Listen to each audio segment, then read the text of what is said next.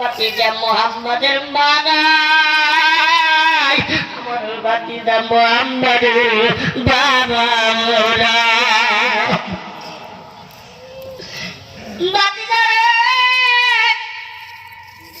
আমি কি আছি তোমার একটা চাকরি দিতে হবে।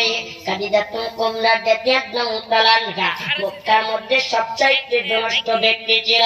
ও মাদান জি আমার আইকাই কাদিজাতুল কুবরা রাদিয়াল্লাহু তাআলা আনহা ডাকতে বলছে, চাচা আমি তো চাকরি দিতে পারবো না, আমার তো কোনো গোষ্ঠানি নাই। কাদিজাতুল কুবরা রাদিয়াল্লাহু তাআলা আনহা ডাকতে বলছে, চাচা কাকে চাকরি দিতে হবে?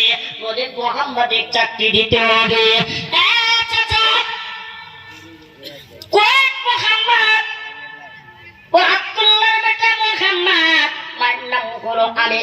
বাবার নাম হলো আব্দুল্লাহ, ওনার বেটা হলো মোহাম্মদ।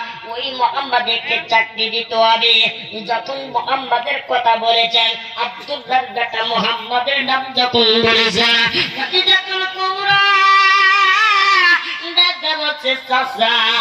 মোহাম্মদ কেন ভিতরে আসলো না?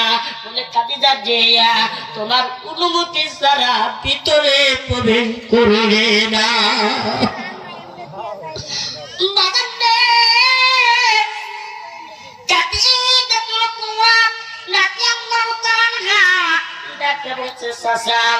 আমি কোনদিন মুহাম্মাদের নিজ চোখে দেখি নাই।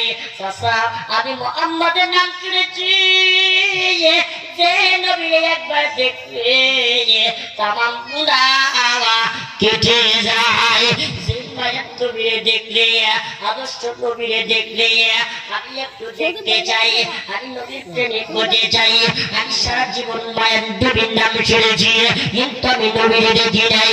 এই নবীকে দেখার জন্য আমি আজকে সংসার ছেড়েছি, বাড়ি গাড়ি টাকা পয়সা ধন সম্পদ ছেড়েছি। মুহাম্মদ কোথায় বলে গেটের বাইরে। এইবার সঙ্গে সঙ্গে খাদিজাতুল কুবরা রাদিয়াল্লাহু তাআলা আনহা আইকা সুন্দর করে আসমানি কিতাবের ভিতরে দেখতেছে। মার নাম হলো আমিনা, বাবার নাম হলো আব্দুল্লাহ, ওনার নাম হলো মুহাম্মাদুর রাসূলুল্লাহ। তার আকৃতি থাকবে এরকম ভাবে এক টুকটা মেঘ এসে মাথার উপর ছায়া দিয়া রইবে।